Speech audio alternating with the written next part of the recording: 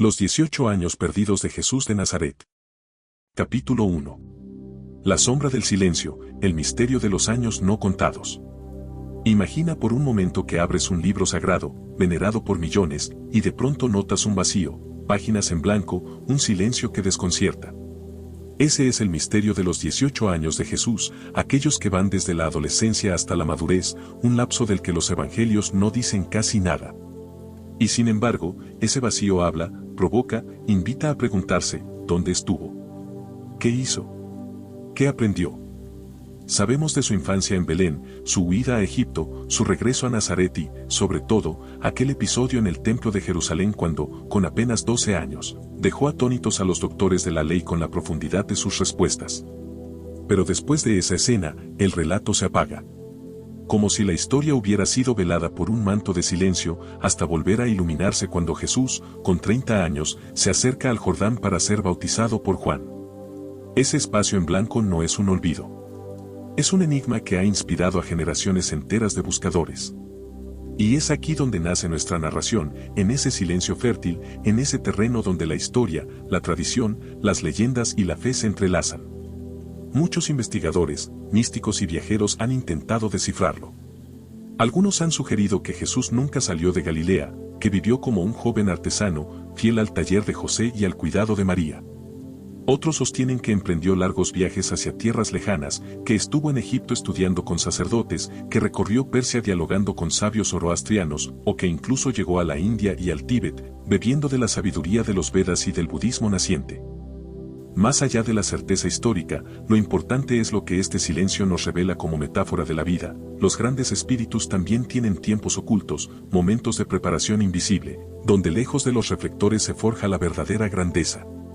¿No nos pasa acaso también a nosotros? A veces sentimos que estamos en un paréntesis, en un tiempo sin gloria, pero en realidad allí se gesta lo que nos permitirá brillar después.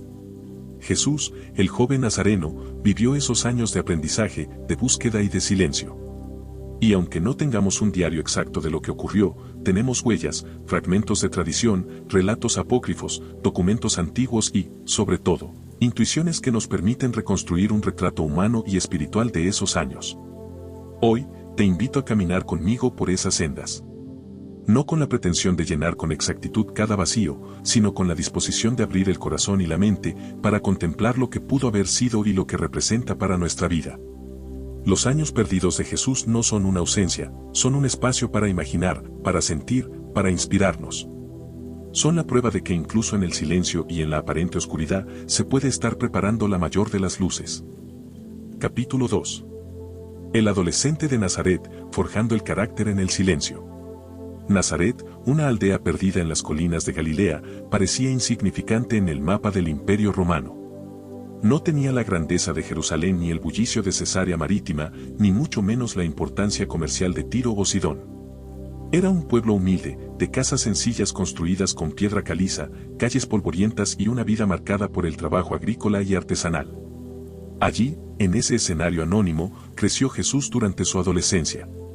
Imagina al joven de 13, 14, 15 años, caminando por esas colinas, observando los campos de trigo, los olivos y las viñas. La naturaleza era su primera maestra, el viento que barría los trigales, el cielo estrellado que cubría la noche, el canto de los pájaros al amanecer. Cada detalle parecía hablarle de un orden oculto, de un misterio divino que habitaba incluso en lo más pequeño. El taller de José, su padre adoptivo, era otro de sus lugares de aprendizaje. Allí, entre maderas, clavos y herramientas, Jesús aprendió el arte del trabajo manual. La carpintería era un oficio respetado, pero también duro. No se trataba solo de construir mesas y arados, sino de entender la paciencia del proceso, la fuerza de las manos, el valor de la precisión. Tal vez fue en ese taller donde comprendió que todo acto, por humilde que sea, puede convertirse en un acto de servicio. Pero no todo era madera y trabajo. La vida judía estaba impregnada de tradición y fe. Cada sábado, la sinagoga era un punto de encuentro, un lugar donde se leían las escrituras y se discutían los preceptos de la ley. Allí, Jesús se empapó de las palabras de los profetas, de los salmos que exaltaban la grandeza de Dios, de la esperanza en un Mesías que habría de venir. ¿Qué sentiría, siendo adolescente, al escuchar esas promesas? ¿sabía ya que él sería el cumplimiento de esa esperanza, o apenas intuía un llamado que lo desbordaba? Los rabinos enseñaban con rigor. La Torá no era solo un libro, era el corazón de la identidad judía. Jesús la aprendió con dedicación, pero también con la frescura de quien no se conforma con repetir lo establecido. Ya desde joven, su espíritu parecía buscar algo más profundo que la letra de la ley, quería tocar el alma de lo divino. Nazaret no era un lugar aislado del mundo. A pesar de su humildad, estaba en la ruta de caravanas que conectaban Egipto, Siria y Mesopotamia. Comerciantes, soldados y viajeros pasaban por la región, trayendo consigo relatos de culturas lejanas, costumbres extrañas, lenguas desconocidas. Es posible que el joven Jesús escuchara esas historias con atención, intuyendo que el mensaje que él llevaba en su interior no estaba destinado solo a Galilea, sino a toda la humanidad. Y como todo adolescente, también debió enfrentar los dilemas propios de la edad, el despertar de la identidad, la búsqueda del propósito, el choque entre lo que se espera de uno y lo que uno siente en lo más íntimo. Tal vez, en esas largas caminatas solitarias, Jesús se preguntaba quién era realmente y cuál era su misión en este mundo. La adolescencia de Jesús no nos ha sido contada en detalle, pero podemos imaginarla como un crisol donde se forjaron la sensibilidad, la fortaleza y la sabiduría que más tarde marcarían su ministerio. Allí aprendió a escuchar, a observar, a contemplar. Allí, en el anonimato, se fue preparando el maestro que cambiaría la historia. Y en esa preparación silenciosa, hay un mensaje profundo para nosotros: los años ocultos no son años perdidos. Son el terreno donde germina lo que un día florecerá. ¿No has sentido acaso que tu vida pasa por etapas en las que parece que nada ocurre? Quizás, como Jesús en Nazaret, estás siendo preparado para algo mayor. Capítulo 3. El viajero secreto, ecos de Egipto, Persia e India. Hay silencios que despiertan preguntas, y preguntas que, con el paso de los siglos, se transforman en leyendas. Los llamados años perdidos de Jesús no solo son un vacío en los evangelios, también son un terreno fértil donde la tradición, la imaginación y la búsqueda espiritual han tejido relatos que cruzan fronteras. Algunos textos apócrifos y tradiciones antiguas sugieren que Jesús no permaneció siempre en Nazaret. Que aquel joven, inquieto y lleno de sabiduría precoz, emprendió viajes que lo llevaron mucho más allá de las colinas de Galilea. ¿Era posible? ¿Podría un muchacho de un pequeño pueblo llegar tan lejos? Las caravanas que atravesaban Palestina lo hacían verosímil. Y su sed de verdad, su hambre de conocimiento, lo hacía necesario. Los primeros ecos lo sitúan en Egipto. Desde niño, ya había conocido ese país durante la huida con María y José, escapando de la persecución de Herodes. Crecería con el recuerdo de pirámides colosales, templos inmensos y una espiritualidad que veneraba la vida después de la muerte. Años después, algunos relatos cuentan que regresó allí para estudiar con sabios y sacerdotes, absorbiendo enseñanzas de antiguos misterios que hablaban de la unidad de la vida y de la eternidad del alma. Otros lo ubican en Persia, tierra de Zaratustra, donde aún resonaba el zoroastrismo con su visión dual entre la luz y la oscuridad, el bien y el mal. ¿No es acaso significativo pensar que Jesús, el portador de un mensaje de amor y reconciliación, pudiera haber escuchado sobre la eterna lucha entre fuerzas contrarias? Quizás fue allí donde afiló su conciencia sobre la importancia de la elección moral y la responsabilidad humana frente al destino. Pero la tradición más poderosa, sin duda, es la que lo sitúa en India. Allí, según ciertos manuscritos hallados siglos después en monasterios tibetanos, habría conocido las enseñanzas de los Vedas y el budismo. Imaginemos a ese joven nazareno recorriendo los caminos de Cachemira, dialogando con brahmanes, observando a los monjes en su silencio meditativo. Se cuenta que aprendió sobre la compasión, el desapego y la fuerza interior que surge de dominar la mente. ¿No resuena esto con el Jesús que más tarde habló de poner la otra mejilla, de perdonar 70 veces 7, de buscar primero el reino interior? Más allá de la certeza histórica, que aún divide a los investigadores, estas leyendas nos dicen algo profundo, que Jesús pudo haber sido un buscador universal, un alma que bebió de diferentes fuentes para luego ofrecer al mundo un mensaje que trascendía religiones y culturas. Y si pensamos bien, incluso si nunca salió físicamente de Galilea, su espíritu parecía haber recorrido todos esos caminos. Sus palabras, años después, contenían ecos de sabiduría universal, como si en él confluyeran ríos de distintas tradiciones. Pregúntate por un instante, ¿qué nos enseña este Jesús viajero? Que la verdad no tiene fronteras. Que el aprendizaje no se limita a un solo libro ni a un solo maestro. que el alma humana, cuando busca sinceramente, puede encontrar luz en múltiples senderos. Y que la grandeza no se construye en aislamiento, sino en apertura. Así, los años de juventud de Jesús, ya sea en viajes físicos o en viajes interiores, se convirtieron en una escuela invisible. Una preparación secreta que, lejos de los ojos del mundo, estaba moldeando al maestro de la compasión, al hombre que más tarde hablaría de un amor que abraza a toda la humanidad sin distinción. Porque tal vez lo más importante no sea saber con exactitud dónde estuvo, sino comprender que, como todo buscador, Jesús también vivió un tiempo de exploración, de preguntas y de aprendizajes. Y ese tiempo lo convirtió en el hombre capaz de cambiar la historia. Capítulo 4. El regreso al silencio, la humildad de Nazaret. Imagina por un instante a aquel joven Jesús, después de experiencias profundas, reales o legendarias, en tierras lejanas, regresando al polvo de su aldea natal. Nazaret lo recibe como lo que siempre fue, un hijo del pueblo, un muchacho más que debía hacerse cargo de la rutina diaria, del trabajo, del cuidado de su familia. La vida en Nazaret era dura. No había lujos ni comodidades. El agua debía recogerse de los pozos, el pan amasarse con esfuerzo, los animales cuidarse con paciencia. En medio de todo eso, Jesús volvió a ocupar su lugar junto a José en el taller de carpintería. El sonido del martillo y la fragancia de la madera se convirtieron en parte de su rutina. ¿No es curioso pensar que las manos que un día sanarían enfermos y multiplicarían panes se acostumbraron primero a lijar tablones, a construir puertas, yugos, mesas y herramientas? Esos años de aparente silencio fueron en realidad una escuela de vida. Jesús aprendió lo que significa servir desde lo más pequeño. Vivió la obediencia a María y José, cuidó de su madre cuando la figura paterna ya no estaba presente, se convirtió en sostén del hogar. En ese anonimato, se templó el carácter que más tarde lo llevaría a decir, el que quiera ser el mayor, hágase el servidor de todos. Nazaret era también un crisol de contrastes. Por un lado, la fidelidad a la fe judía, la sinagoga, la Torá, las fiestas religiosas.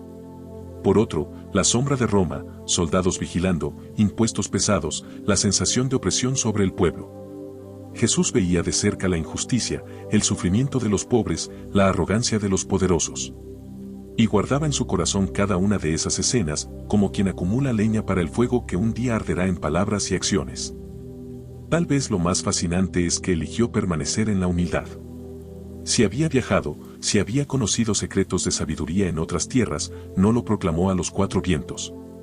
Se guardó. Se silenció. Se convirtió en uno más. ¿Qué nos enseña esto? Que el verdadero poder no busca la vanagloria, sino la profundidad. Que las raíces crecen bajo tierra antes de sostener un árbol que dará fruto. Y en ese silencio, también creció su intimidad con Dios. Cada mañana al ver el sol elevarse sobre las colinas, cada noche al contemplar las estrellas, cada plegaria en la sinagoga era un diálogo interior con el Padre. Fue en ese silencio donde escuchó, cada vez con más fuerza, la voz que le decía, este es el camino. Aún no, pero pronto. Los años de Nazaret son un recordatorio poderoso para nosotros. ¿Cuántas veces sentimos que nuestra vida transcurre en lo ordinario, en lo repetitivo, en lo invisible? Y sin embargo, allí se forja la grandeza. Allí, en lo cotidiano, se prepara lo extraordinario. Jesús nos muestra que el anonimato no es pérdida, sino preparación. Que el silencio no es vacío, sino gestación. Cuando lo vemos luego aparecer en el Jordán, con la mirada firme y el corazón encendido, comprendemos que todo lo vivido en Nazaret, el trabajo, la familia, la oración, la humildad, fue la cuna invisible de su misión. Sin esos años de silencio, no habría habido palabra de fuego. Porque a veces, para transformar al mundo, primero hay que aprender a vivir en el silencio de un pequeño pueblo, siendo simplemente humano, antes de revelarse como mensajero divino. Capítulo 5. El fuego interior, el llamado que despierta. Han pasado casi 3 décadas desde aquel nacimiento humilde en Belén. 3 décadas de silencio, de anonimato, de vida cotidiana en Nazaret. El mundo no lo conoce aún, pero algo poderoso está germinando dentro de aquel hombre que ha crecido en sabiduría y en gracia. Jesús ya no es el adolescente curioso ni el joven aprendiz de carpintero. Ahora es un hombre hecho y derecho, con las manos fuertes por el trabajo, con la mirada profunda de quien ha contemplado la vida en todas sus facetas. Y sin embargo, su corazón late con una inquietud diferente. Algo en su interior le dice que el tiempo de la espera se acerca a su fin. Cada día, mientras ayudaba a su madre, mientras caminaba por los senderos polvorientos de Galilea, sentía que una voz interior le hablaba con más fuerza. Era como un fuego silencioso que crecía y crecía, empujándolo hacia adelante. Esa voz no era externa, sino íntima, profunda, como si Dios mismo susurrara en lo más hondo de su ser: el momento llegará. Prepárate. Los relatos de la época nos muestran un pueblo oprimido, con hambre de esperanza. Roma imponía su dominio con mano dura, los impuestos asfixiaban a los campesinos, los sacerdotes discutían sobre la ley mientras el pueblo sufría en silencio. Había un clamor, una espera colectiva por el Mesías prometido. Y en medio de ese clamor, Jesús comenzaba a sentir que esa misión recaía sobre sus hombros. Pero él no se precipitaba. A diferencia de tantos falsos mesías que se levantaron en aquellos años, no buscaba la gloria personal ni la rebelión violenta. Sabía que su camino no sería el de las armas, sino el del amor. No el de la imposición, sino el de la transformación interior. A veces, en las noches estrelladas de Nazaret, quizás se retiraba en silencio a orar, a escuchar esa voz divina que lo fortalecía. ¿Cuántas lágrimas silenciosas habrá derramado, sabiendo la magnitud de lo que estaba por venir? ¿Cuántas veces habrá sentido el peso del futuro, consciente de que su destino no sería fácil, que habría incomprensión, rechazo y finalmente cruz? Y sin embargo, nunca retrocedió. La fuerza de su fe, la certeza de que Dios era su Padre y que su vida tenía un propósito eterno, lo sostuvieron en medio de toda duda. Su fuego interior no era un capricho humano, era la llama divina ardiendo en su interior. Este tiempo previo a su misión es profundamente humano y profundamente inspirador. Nos enseña que toda gran obra tiene un tiempo de gestación.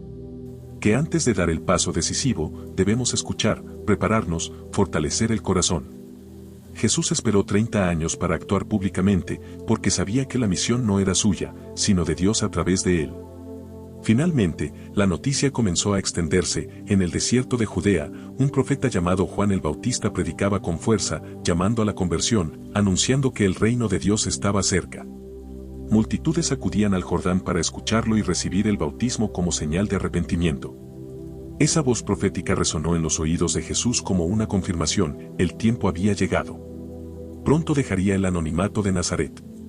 Pronto cruzaría el umbral de lo ordinario para entrar en la historia como el maestro de los siglos. Pronto el silencio se transformaría en palabra y la preparación en acción. Los años perdidos estaban llegando a su fin, y con ellos nacía la etapa más luminosa y desafiante de su vida. Capítulo 6. El misterio del silencio, los años que forjan la eternidad. Los evangelios guardan silencio sobre 18 largos años de la vida de Jesús. A los ojos de la historia, parecen vacíos. A los ojos de la fe, son un terreno sagrado. ¿Qué ocurrió en esos años? Tal vez trabajó día tras día en el taller, compartiendo el pan humilde con su madre, ayudando a vecinos, aprendiendo a escuchar más que a hablar. Tal vez viajó por tierras lejanas, recogiendo enseñanzas de sabios y buscadores de otras tradiciones. Tal vez ambas cosas. Lo cierto es que, en el silencio, se fue gestando una grandeza que cambiaría al mundo. Ese silencio es más elocuente de lo que parece. Porque nos muestra que incluso el Hijo de Dios pasó por procesos de maduración, de espera, de preparación invisible. No saltó directamente a la gloria, primero vivió la humildad, el anonimato, la vida cotidiana. Y eso lo hace cercano a nosotros. En esos años, Jesús aprendió el valor de la paciencia, la importancia del trabajo sencillo, la fuerza de la oración íntima.